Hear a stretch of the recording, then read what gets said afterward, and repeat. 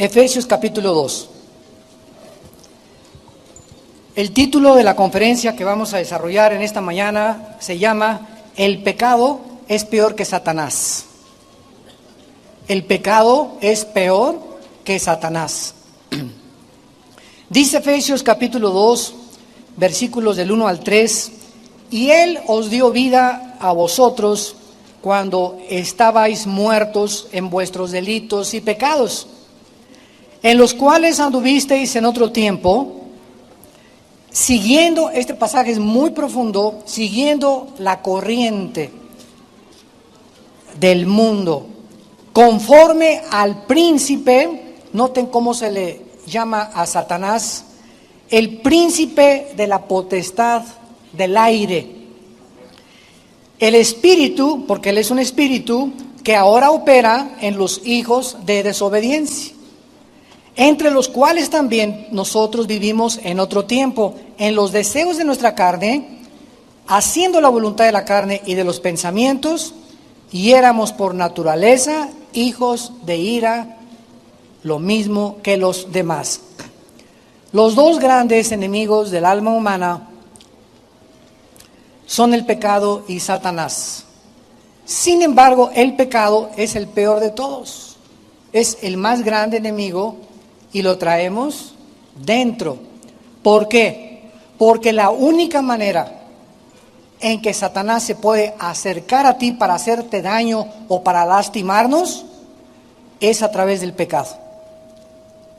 Si nuestra vida es una vida de santidad en todas aquellas cosas que podamos improvisar y ser cada vez más limpios de corazón, más limpios sexualmente, más limpios en nuestros motivos, menos oportunidad le damos a Satanás de entrar a nuestra vida. Aun cuando Satanás puede causarnos daños mentales, porque el ataque es aquí. El campo de batalla es la mente humana. Y si Satanás va a atacarme o atacarte a ti, nos va a atacar a través de pensamientos. Y su estrategia es atormentarnos. Es el atormentador.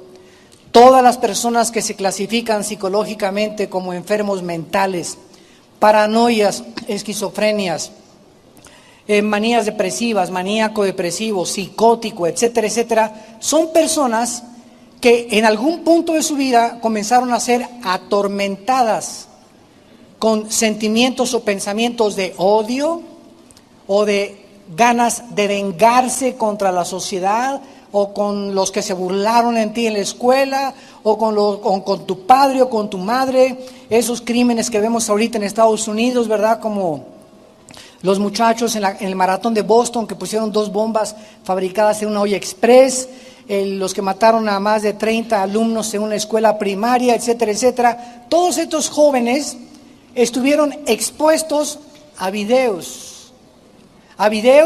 de violencia,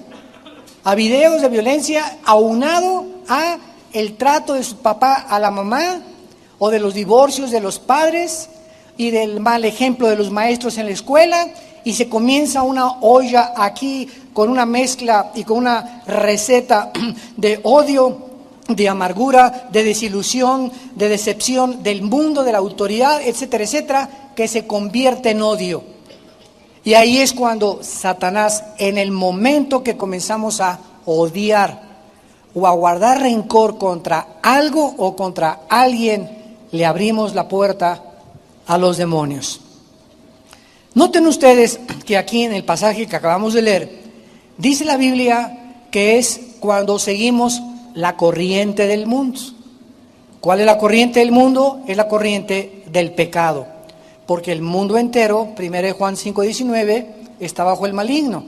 Entonces, antes de que fuéramos cristianos, vemos que la Biblia dice que hay una corriente que es de arriba hacia abajo. El mundo va y las personas cada vez más están más cerca de autodestruirse. Antes de que nos autodestruyéramos, viene Jesucristo y ¿qué hace? Nos levanta. Y entonces comenzamos, el cristiano es la persona que comienza a viajar en contra de la corriente, donde van tus amigos, tus familiares, tus amistades, etcétera, etcétera. Vamos al revés de ellos. Y ellos, al darse cuenta que tú no haces lo que ellos hacen, que no piensas como ellos piensan, que las diversiones de ellos no son tus diversiones, nos persiguen y nos ultrajan. Porque el mundo quiere que tú hagas lo que ellos hacen. Si tus amigos fuman, la presión es tremenda de los amigos para que tú fumes.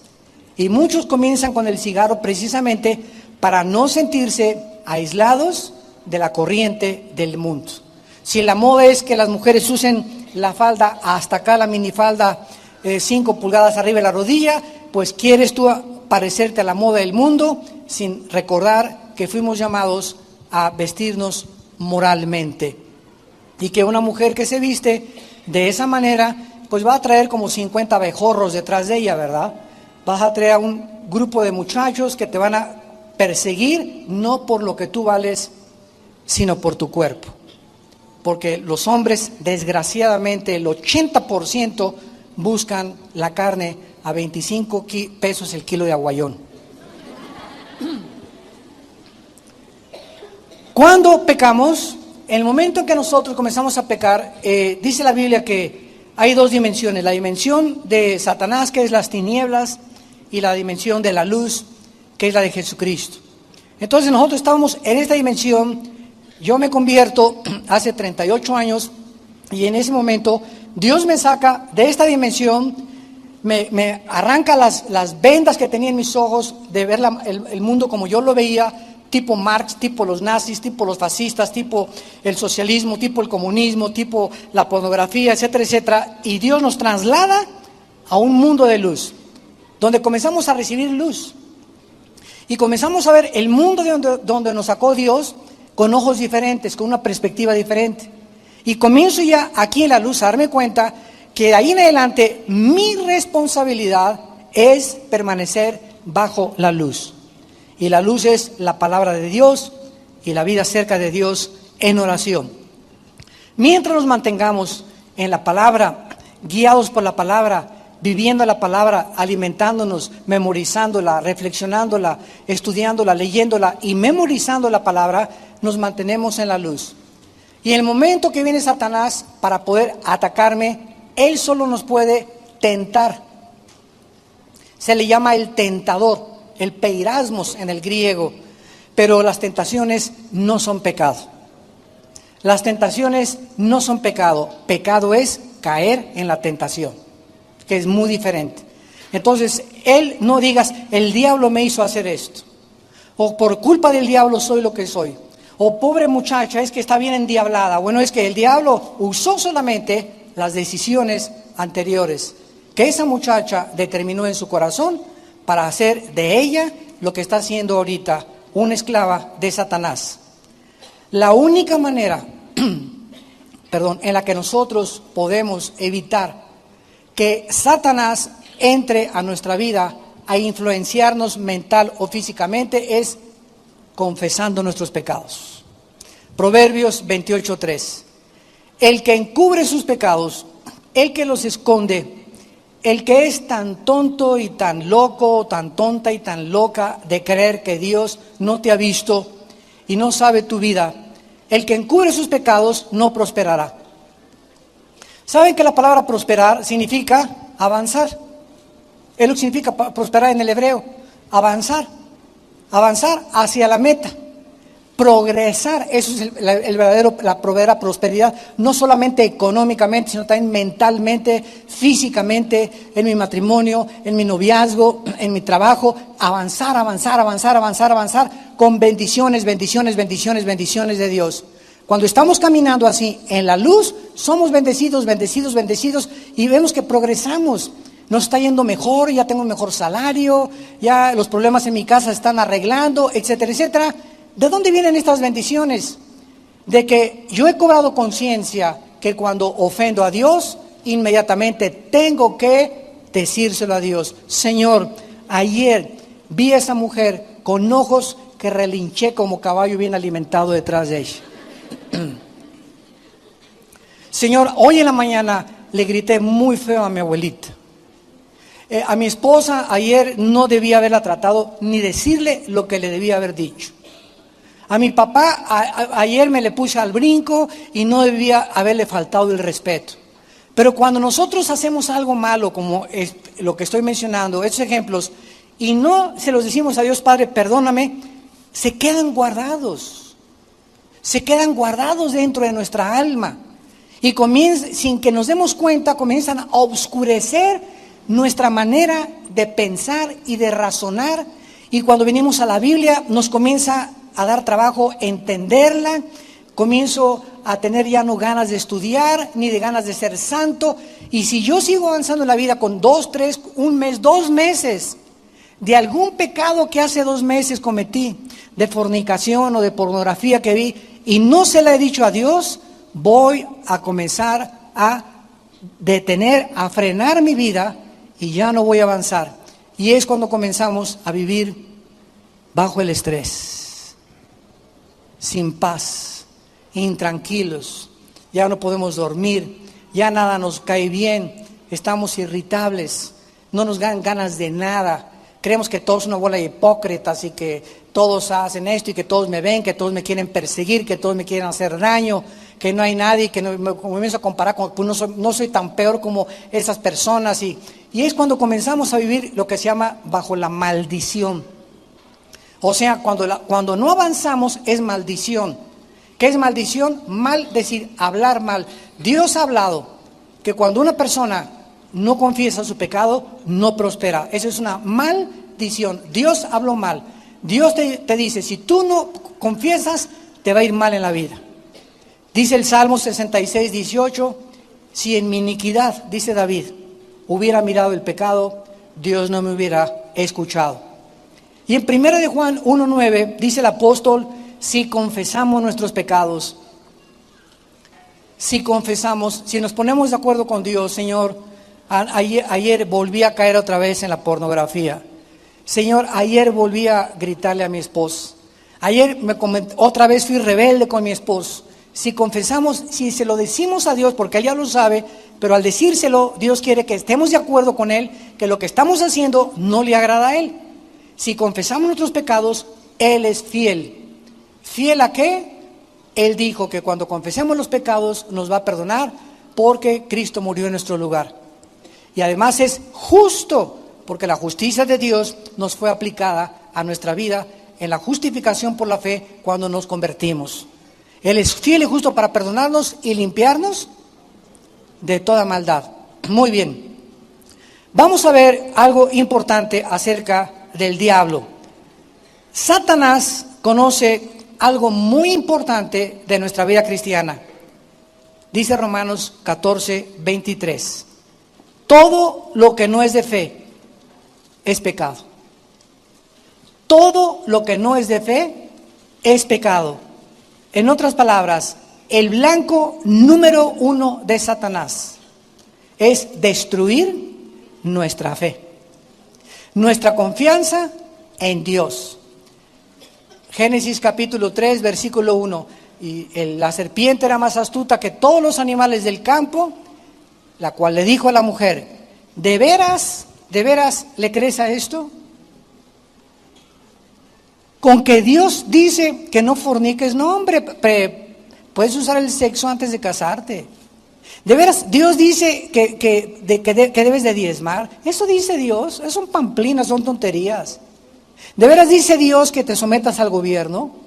De veras dice Dios que ames a tu esposa como amor sacrificial. Satanás ataca y atacó y atacará la palabra de Dios, las promesas de Dios, que es la base de nuestra fe, porque la fe es por el oír, y el oír por la palabra de Dios. Entonces, el blanco de Satanás es destruir nuestra fe. Dice en 2 de Timoteo 4:7, peleamos la buena batalla. ¿De qué? La guerra que estamos librando es una batalla de la fe, en otras palabras, contra la incredulidad. A ver otra vez, la batalla cristiana es todos los días estar batallando contra la incredulidad, contra lo que Dios dice y lo que el diablo dice. Dios me dice, mantente puro, mantente limpio. El Satanás me presenta una muchacha para que me embarre, para que le embarace y para que viole los votos que hice con Dios. Entonces, antes de tomar esa decisión, ¿a quién le voy a creer? Dios me promete bendiciones y Satanás me promete placer inmediato. Dios me promete a largo plazo bendecirme, Satanás llega y me dice, yo te bendigo ahorita, experimenta ahorita el pecado, es rico, sabroso. Entonces, ¿a quién le voy a creer? Es una batalla de fe. ¿A quién le voy a creer? Si yo tengo fe que Dios es mucho mejor y me dice, espérate, tengo a lo mejor para ti en 1 mes o en 2 meses, no hago caso de la tentación. Le he creído a Dios porque tengo fe. Y sin fe es imposible agradar a Dios. Esta lucha vamos a verla ilustrada en Lucas capítulo 22. Veamos esta lucha por la fe y examinemos un poco más profundamente este asunto tan importante para poder entender cada día la lucha que todos libramos contra el pecado. En esta lucha vamos a ver ilustrada la manera como Jesús oró por Pedro antes de que Pedro sufriera su más grande tentación. Vean ustedes de qué manera Jesús ora por Pedro y qué es lo que Jesús le pide al Padre por Pedro. Dice Lucas 22, versículo 31. Dijo también el Señor: Simón, Simón, he aquí Satanás os ha pedido para zarandearlos como al trigo. O sea, Satanás se ha acercado a mi Padre. Sabemos que Satanás todavía tiene acceso al Padre.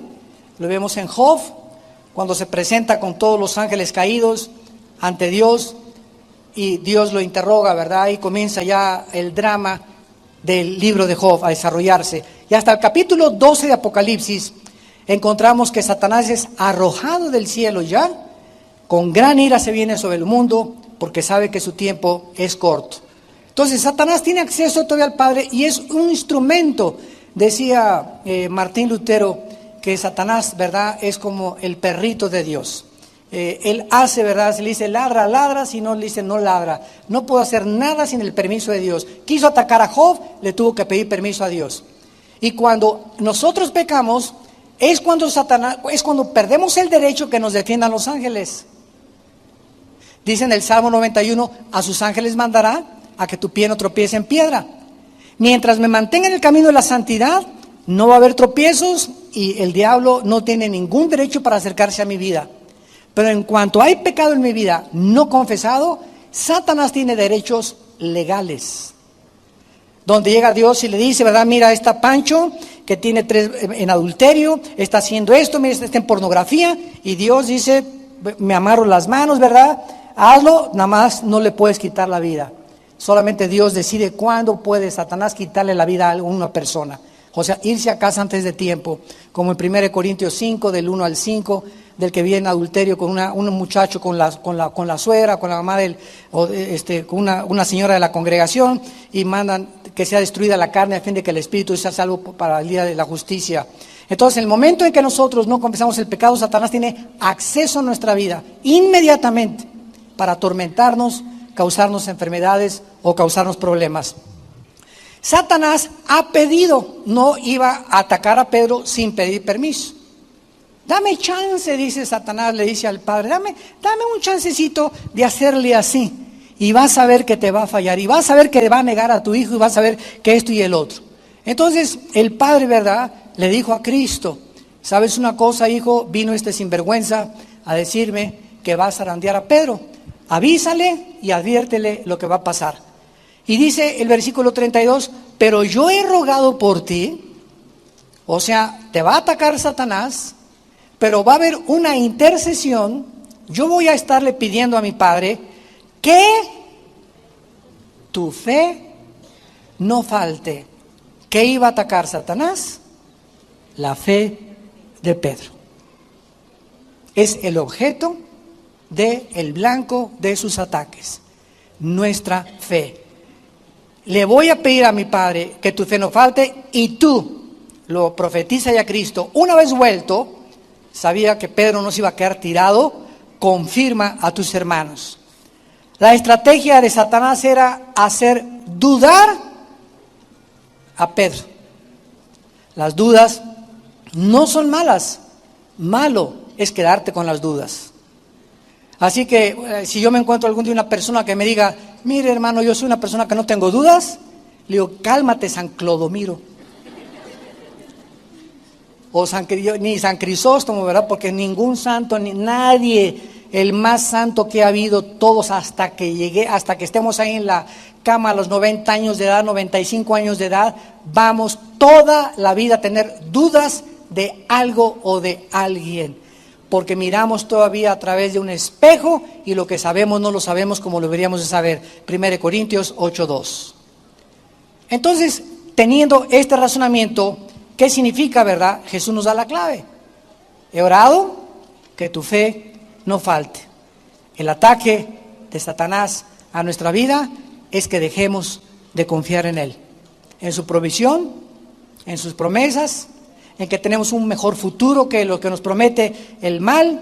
No, el que no tranza no avanza, bueno, es lo que tú dices, y tal vez robando o cometiendo fraude o vendiendo droga vas a progresar durante algún tiempo, pero no vas a durar mucho tiempo, porque el gozo de los impíos es muy corto. Sin embargo, dice Dios, si tú tienes paciencia y esperas, a la larga, sigue vendiendo tus taquitos, sigue vendiendo tus refacciones, sigue haciendo sillas como carpintero, sigue con tu bufete de abogado, sigue como médico, mantén tu honradez en todo lo que hagas. Y aunque parezca que al principio estás sufriendo y no tienes para pagar, si tú mantienes a través de la tentación tu confianza en mí, no te la vas a acabar. ¿Cómo te voy a bendecir? Porque dice uno de los salmos, mirad cuán grande es la bondad que Dios ha guardado, mirad cuán grande es la bondad que Dios ha guardado, la guarda Dios, y de repente te abre las ventanas del cielo y sin que te des cuenta, las bendiciones vienen sobreabundantemente. ¿Por qué? Porque has esperado en Él y tu impaciencia no te empujó, no te impelió para que tú cometieras el pecado. Ahora, esta significa, ¿verdad?, que este es el blanco de Satanás. Vean ustedes en primera de Tesalonicenses capítulo 3, que Pablo tuvo el mismo problema a las iglesias que él fundaba. Qué importante es esto. Era el mismo problema que a Pablo le preocupaba por todas las iglesias. Cuando dejó Tesalónica, Pablo estaba muy preocupado Pablo. Pero no que cayeran en el adulterio, que cayeran en las drogas, que cayeran en esto, porque todo es la consecuencia, todas las ramificaciones de la falta de fe es precisamente el pecado. Es el momento en que dejamos de confiar en Dios que todos los demás pecados se desembocan. Entonces Pablo nos muestra aquí en esta carta, 1 Tesalonicenses 3, versículo 5, cuál era realmente el problema. Y entonces manda a Timoteo a esta nueva iglesia de Tesalónica para que investigue qué cosa. 1 Tesalonicenses 3, 5, por lo cual también yo, no pudiendo soportar más, Pablo estaba intranquilo, quería estar seguro de qué cosa, envié para informarme de vuestra fe. Si seguían confiando en Dios, si seguían haciendo la voluntad de Dios, no sea que hubiera tentado el tentador como tentó a Pedro. Entonces, si el diablo nos va a tentar, es haciéndonos dudar de lo que Dios nos ha prometido. Nos va a tratar de quitar que no confiemos en Dios. Que te va a ir mejor robando. Que vas a disfrutar mejor fornicando. Que te vas a salir mejor mintiendo. Que vas a guardar más dinero no dando tu diezmo y guardándolo en el banco o invirtiéndolo, ¿verdad?, en cosas terrenales. Entonces, siempre está lo que Él nos promete y lo que Dios nos promete. Y en medio es nosotros somos responsables qué camino vamos a decidir, la bendición o la maldición, en todas las cosas de la vida. Ahora en 1 de Pedro capítulo 5, Pedro escribe a la iglesia de Asia Menor, haciéndoles una advertencia muy seria. Una vez algunos pastores Ahí en Colombia me hicieron esta pregunta: ¿usted cree que los cristianos puedan tener demonios? Y pues se hizo un silencio porque eran muchísimos pastores en esa reunión de pastores, ¿no? En una ciudad de Colombia. Y yo les contesté, claro que sí. Y se para un pastor, ¿verdad? San Crisóstomo. Es que usted lo que está diciendo no puede ser posible porque el Espíritu Santo, ¿verdad? Donde mora el Espíritu Santo, bueno, sacó sus argumentos y qué bueno, o sea, siempre es la ignorancia de conocer un poco más profundamente las Escrituras lo que nos lleva a conclusiones equivocadas, pero cuidado con el orgullo nada más.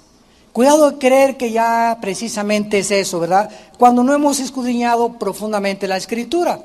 Yo le contesté a este pastor con mucho respeto, le dije, cuando el Satanás ataca a un cristiano, dígame entonces usted si nos ataca como Bambi. O si viene y solamente nos hace, mi chiquilín, mi chiquilín, mi chiquilín. ¿Cómo ataca Satanás a un cristiano? Y se quedó pensando como un minuto más o menos. Le digo, ¿cómo nos ataca? O sea, ¿nos hace bú en la noche? Bueno, usted contésteme. Y entonces le leí este pasaje en Primera de Pedro, capítulo 5, versículo del 8 al 9. Sean sobrios, esto es una advertencia muy seria, y velad, porque vuestro adversario el diablo, ¿a quién le está hablando? A los cristianos, como Bambi, como una ardillita. Compara a Pedro a Satanás como un león, pero un león rugiente. Y vean lo que dice Pedro, que anda buscando alrededor a quién hacerle caricias, heridas leves. Anda buscando a quién rasguñar. Eso dice. Le pregunté a este pastor, dígame usted qué significa devorar. Bueno, cuando un león se come, ¿verdad? Un antílope, un pedazo de carne, se lo traga entero. Entonces, ¿qué significa? Que el diablo anda buscando a quién tragarse, o sea, a quién controlar. Ahora, ese control, ¿cómo viene? A través de la mente. Y cuando Satanás o los demonios atacan a un cristiano, nosotros somos espíritu, tenemos un alma y tenemos un cuerpo. Somos espíritu, tenemos un alma, y el alma y el espíritu viven dentro de un envase que se llama el cuerpo humano, o la casa, o el tabernáculo de Dios. Ahora bien, cuando los demonios entran a un cristiano, no entran a la zona espiritual, porque le pertenecemos a Cristo. Un cristiano no puede ser poseído por demonios, puede ser invadido e influido, que es muy diferente. Pero vean ustedes la cantidad de cristianos bien lorenzos que están. ¿Por qué están así? ¿Por qué están afectados? Son cristianos, están afectados de sus facultades mentales, no piensan ya normal, pero son hijas de Dios. ¿Quién ha provocado todo eso? Quiero decirles algo, y para terminar esta reunión de pastores, les dije, porque se armó ahí una controversia tremenda, les dije, ¿sabe una cosa? Yo nunca me atrevería a sacarle demonios a una persona que no sea cristiana, porque regresarían 7 y se le volverían a meter. La liberación de demonios es el pan de los hijos. Entonces, ¿para qué voy a tratar de liberar a alguien, o los pastores, echar fuera demonios a una persona que no es cristiana? De nada serviría, porque se le volverían a meter. Ahora, esta liberación de demonios no es una panacea. Hermano, sáqueme el espíritu de retortijón, sáqueme el espíritu de pornografía, sáqueme el espíritu de rebelión. Como dijo un hermano otra vez, hermano, pídale a Dios que ya no sea yo carnal. Dice la Biblia, presenta tu cuerpo tú en sacrificio vivo. Eso Dios no lo va a hacer. El espíritu de rebelión que traes, el espíritu de pornografía, el espíritu de suciedad sexual que traes, el espíritu de robo que tú traes, no es solamente salte, no, somos responsables delante de Dios. Nosotros en Villanueva para el Mundo no liberamos a cualquier persona ya nada más porque lo diga, o sea, a menos que tenga un caso que si alguien se manifieste, lo sacamos, ¿verdad? Y después guiamos a esa persona a Cristo, porque si no recibe a Cristo se le meten 7 peor. Entonces, una persona, un cristiano que está siendo atormentado y que en la noche se le aparece Judas Tadeo a las 2 de la mañana y o que tiene alucinaciones, o que aúlla como coyote a las 3 de la mañana, etcétera, etcétera, ¿verdad? Que tiene, o niños que se levantan gritando y que con pesadillas continuas, son demonios atacando a tu hijo. Entonces, ¿qué hacemos, verdad? Vamos, estudiamos el caso y lo primero que hacemos es, si la persona se está discipulando, si tú no te discipulas en 6 meses, que se te queden tus demonios.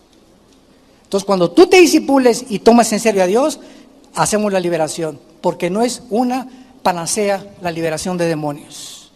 No se arregla todo, écheme los demonios y voy a ser santo. ¿Por qué se te metido en los demonios? Es igual que las ratas. Si yo tengo ratas en mi casa y tengo basura, ¿de qué me sirve sacar las ratas? Que es bien fácil sacar los demonios, y tengo la basura, van a regresar porque el problema no es las ratas, es la basura que tengo en la cocina de mi casa. Entonces la basura es el pecado. Cuando sacamos el pecado de nuestra vida, él ya no tiene acceso. Los demonios no tienen manera de agarrarse a nuestras vidas. Porque no es los demonios el problema, es el pecado que abrió la puerta para que el demonio se te metiera. Y quiero decirles que una persona que tiene demonios no es como el gadareno, que te pongas todo locochón, así gritando. No. Hay demonios que se meten en una persona de las 5 a las 7 de la noche. Hay otros que entran de las 10 a las 12, de repente tu esposo llega a la casa y tiene cara, ¿verdad?, de Corleone. Y a las 5 le cambió la cara a tu esposo o a tu hijo. O hay otros demonios que actúan de las 8 a las 10 de la mañana, otros que actúan de las 10 a las 12 de la noche. Y durante todo el día la persona es normal, pero de repente hay un tiempo en su vida en la que cambia su personalidad. Y es cuando entran los demonios y se pueden salir. ¿Por qué? Porque hay basura. Entran y comen la basura y se salen, porque el alimento de Satanás es el polvo de la tierra, y del polvo fue hecha la carne. Y le dijo Dios en Génesis 3, comerás el polvo de la tierra. O sea, te alimentarás de la carne humana, de la naturaleza caída de los seres humanos. Porque aunque seamos cristianos, seguimos teniendo la naturaleza humana. Regresamos a Efesios, a nuestro pasaje, y dice a continuación que nosotros andábamos en otro tiempo. Ya no. Ojalá que muchos de ustedes no sea una realidad esto. En otro tiempo seguíamos una corriente, ya explicamos esto, la corriente del mundo, de las modas, de la inmoralidad, de la forma de divertirse, del arte, todo lo que tiene su origen en el mundo. Y vemos que el que va hasta adelante de esta corriente se le llama el príncipe, pero es interesante que dice que Satanás aquí lleva el título de la potestad del aire, o sea, que Satanás tiene el control de todos los medios de comunicación alrededor del planeta Tierra. El príncipe de la potestad de la atmósfera, aión en el griego, de la atmósfera hacia abajo opera Satanás. De la atmósfera hacia abajo, que es debajo del sol, lo que decía Salomón en Eclesiastés, vivimos debajo del sol, de la atmósfera hacia abajo. Ahora, si nosotros prendemos un radio, tengo un radio ahorita aquí, yo ahorita no oigo nada, pero en el mundo invisible hay ahorita aquí frecuencia M, frecuencia AM, radio corta, a banda larga, banda corta, pero el aparatito que tengo aquí, el radio, tiene una facultad tecnológica que cuando yo le cambio así en la estación, me agarra esta frecuencia, la charrita del cuadrante.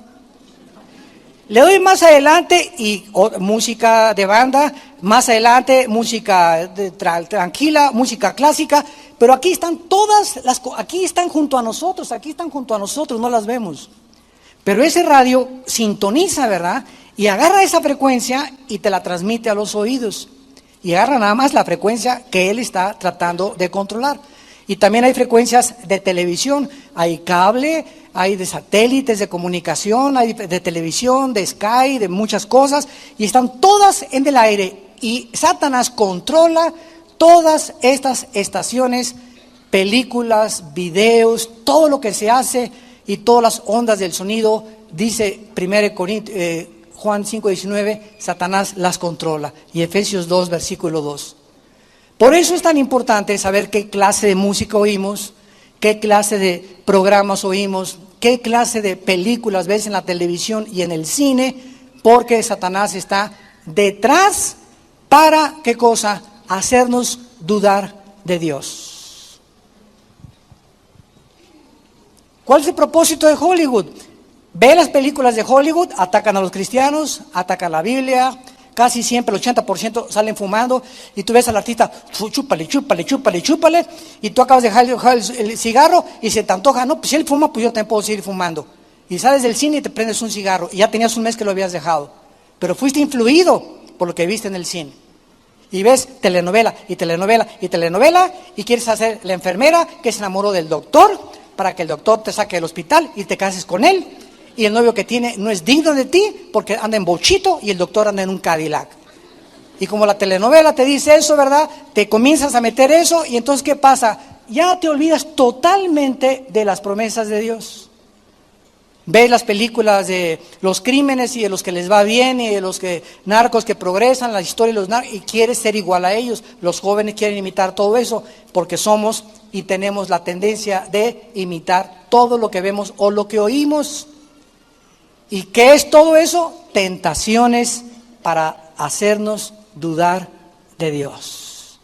¿De veras será cierto esto? Veo tanta pornografía en el cine, tanta pornografía en la televisión, tantas vulgaridades, tanto adulterio, tantas cosas que sin casarse tienen relaciones, etcétera, etcétera, que comenzamos a aceptarlo como algo normal. Ya es normal, o sea, es normal, ya los homosexuales ya desfilan por Reforma ayer sábado, ¿verdad? Encuerados, semi-encuerados, demandando sus derechos y violando nuestros terceros derechos de nosotros como ciudadanos, y violando nuestra decencia, nuestra honestidad, nuestros principios morales, los principios fundamentales de la familia, pero eso sí quieren que les respetemos a ellos. ¿Cuál es el propósito del movimiento gay? Simplemente hacer que el mundo lo acepte como normal y los acepten como normales a ellos, casándose uno con el otro. Y el mundo está cayendo en esa trampa. ¿Qué dice Dios? No cometerás inmoralidad. El matrimonio es entre Pepe y entre Juana, no entre Pepe y Chencho.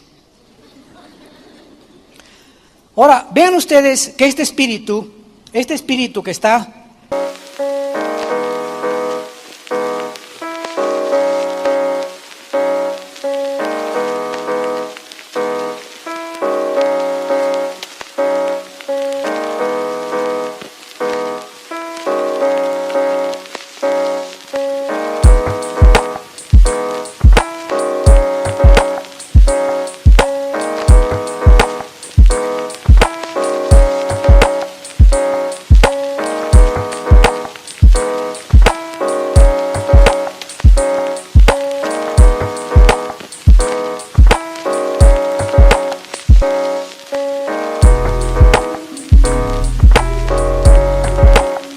en el aire operando, que son los demonios, son como las aves del cielo muchas veces, y controlando todas estas cosas, ondas de televisión, ondas de radio. Dice la Biblia que opera. Apunten por favor arriba de la palabra opera, los que les interese, la palabra energeo, que es la palabra griega que se usó. Opera en los hijos de desobediencia. De ahí viene la palabra energía. Estamos profundizando. Hay una energía satánica funcionando en el mundo invisible. Vamos a detectarla y a quitarle la máscara. 1939-1945. Esta energía satánica se movió a través de un hombre llamado Adolfo Hitler, que hizo a través de la potestad y los miles de demonios que tenía, que cuando él hablara, cuando hablamos la palabra de Dios, lo dije en la conferencia anterior, en la parábola del sembrador, la semilla de Dios es espíritu y es vida, la palabra de Dios es espíritu y es vida. Cuando Hitler hablaba, cuando los dictadores hablan, cuando los asesinos hablan, cuando la gente de Satanás y los evangelistas de Satanás hablan, mandan demonios cuando hablan en el aliento de su boca. Y cuando Hitler hablaba y la gente lo escuchaba, la gente al ponerse en una situación de receptores, porque para cuando mandas una onda tiene que haber un receptor. Si hay un receptor, la onda no puede ser recibida. Entonces, cuando tú le abres el corazón a una filosofía que no es de Dios, te abres a que esos demonios que salen de ese orador o de ese dictador entran a tu vida. Es una energía que está operando en el mundo. ¿Cómo es posible? Ustedes oyeron en Pensilvania este monstruo que secuestró a 3 niñas y las tuvo 10 años en el sótano de su casa. 10 años. Y tú ves a este hombre en el jurado y tenía así, estaba así mordiéndose la esta. No me parezco él, ¿verdad? No. Pero así le hacía. Se mordía la camisa, ¿verdad? Yo no fui y no quise aceptar su culpabilidad. Ahora, yo le decía a mi esposa, ¿cómo es posible que tenga, que después de esta monstruosidad, destrozar 10 años violando a estas niñas? O sea, cuando las liberaron tenía 30 años cada una, a los 15 años, 17 años las secuestró y las tenía en el sótano de su casa durante 10 años. ¿Se imaginan el daño psicológico? Y este hombre estaba impávido, no se movía, estaba convencido, escúchenme, estaba convencido de que no había hecho nada malo. ¿Cómo puede un hombre actuar de esa manera? Porque ya no es él. Hay un espíritu poderosísimo dentro de él que le robó el cerebro y lo convirtió en un zombie sin conciencia. Un zombie es una persona que actúa como nosotros sin estar consciente de lo que está haciendo. Ese es un zombie. Entonces, así hay personas. Hay otro hombre, se llama Arturo Miller, en Queensland, Australia. Métanse a la página de internet, dice que es Jesucristo y su esposa María Magdalena. Nos reímos, ¿verdad? Ahí está en internet. Dice que es Jesucristo. Y vi el video y ella está convencida que es María Magdalena. Y dice, todavía siento los clavos en la cruz. Y tú lo ves, yo le decía a mi esposa, es que no se le ve así nada fingido. O sea, él se la cree que es Jesucristo. Tiene como jóvenes 35 años y ella, oye, tú eres Magdalena, entrevista a un periodista, ¿tú eres María Magdalena? Sí, y todavía lloro a ver a mi señora allá clavado, pero ahora que ha resucitado y está junto conmigo, estamos felices porque vamos a guiar a muchos de ustedes al Padre. Se la cree que es María Magdalena y los ves, tienen cara los dos así, pero no tienen cara de malos, tienen cara así de buenos y tienen como 200 personas en su iglesia.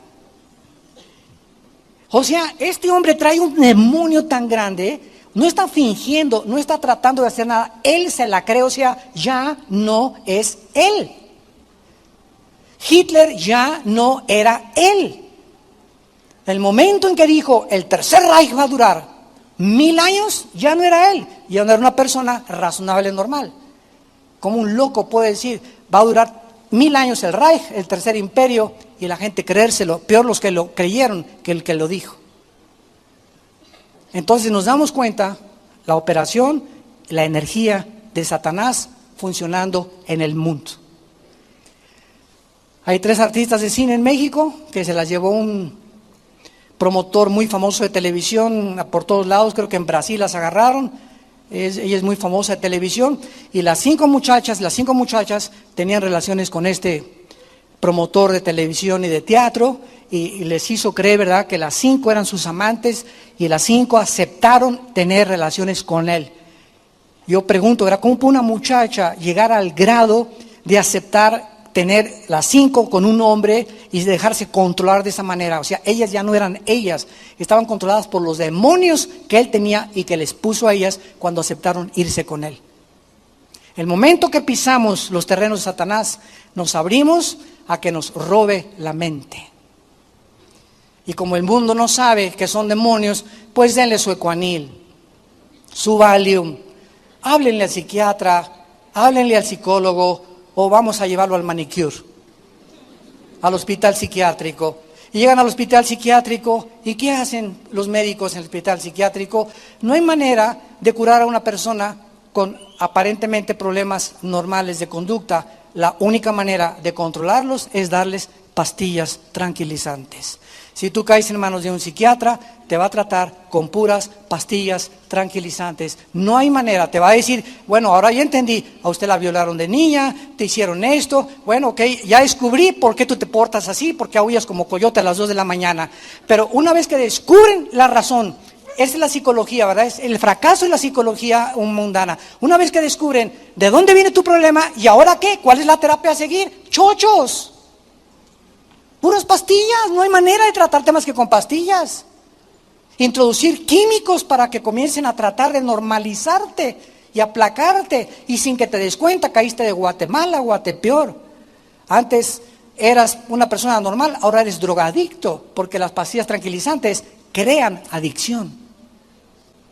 Llega un momento en que no puedes más que depender de tu chocho de Cuanil, de Prozac o de Valium para poder tener una vida normal, o de un trago de alcohol, o vivir con alcohol o con las drogas. Es el mismo problema que existe en la vida cristiana en muchas personas que abandonan la palabra de Dios. Ahora, en 1 Timoteo 6:10, para terminar, dice el apóstol Pablo, y también haciéndonos una advertencia muy fuerte acerca de la importancia de estar contentos con lo que tenemos, de vivir agradecidos, de que nuestra impaciencia no nos impela, no nos empuje, no nos precipite a tomar decisiones de las cuales mañana, muchacha que me escuchas, muchacho que me escuchas, varones que me escuchan, decisiones que mañana nos tengamos que arrepentir. Dice 1 Timoteo capítulo 6, versículo 6, gran ganancia, ya vas de gane. Si la piedad es la vida cerca de Dios, la palabra griega eusebia. Gran ganancia vas a tener en la vida, en tu vida cerca de Dios, si estás acostumbrado o te acostumbras a vivir contento con lo que tienes, con contentamiento. Pablo en Filipenses 4 dijo, he aprendido, vean que requiere aprendizaje, he aprendido a vivir sin dinero. He tenido épocas en mi vida de crisis, he tenido épocas en mi vida, yo las tuve también. Yo tuve una época cuando vivíamos en Acapulco, ¿verdad?, que no comíamos más que los mangos que yo cortaba de la casa y lo que yo podía pescar. Tenía a Lana, Moisés y Andrea, mis primeros 3 niños, ¿verdad?, de mi primer matrimonio, chiquitos. Yo estaba de misionero allá en las sierras de la costa de Oaxaca, y la costa chica, la costa grande, y no teníamos nada para poder sostenernos, y vivimos 2 o 3 años, hasta después de 10 años de ministerio, tuve una combi que me regaló un hermano, una combi ya vieja. Andaba en camión en la ruta 100 dando estudios, predicando en los pueblos. Iba yo a Acapulco a predicar en el mercado y me ponía un cajón y me paraba y los mandaba a todos al infierno. Bueno, así es muy ignorante. El justiciero llegó aquí a Guerrero, ¿verdad? Y me acuerdo que todas las marchantes, ¿verdad?, lo único que no tenían dinero, me daban pescado de ofrenda. Me llegaba a mi casa con 2 o 3 pescados, y ahí los cocinábamos y todo, ¿verdad? Y vivíamos de pescados y de mangos, más de 4 o 5 años. Yo sé lo que es el pobre, yo sé lo que es vivir por eso no tener nada. ¿Ustedes creen que así comenzamos? No, comenzamos, pero desde abajo. Y hasta los 10 años, hasta 1981, me regalaron una combi vieja, usada. Y ahí iba chaca, chaca, chaca, chaca, chaca, chaca, en San Juan Totoltepec, donde comenzamos la iglesia. Una comenzamos en un garaje, una casa en Satélite, pero íbamos a San Juan Totoltepec, nos pasamos después al Cine Apolo, del Cine Apolo al Centro Cívico, del Centro Cívico llegamos para acá. Y así nos ha traído Dios por todos lados. Pero estamos acostumbrados, y cuando vives en la pobreza y te das cuenta que estás contento y no estás amargado, para eso me llamaste, Señor. Yo era gerente del Hotel Emporio, que es Emporio, antes era el Continental y el Hilton en Acapulco, y querían mandarme a...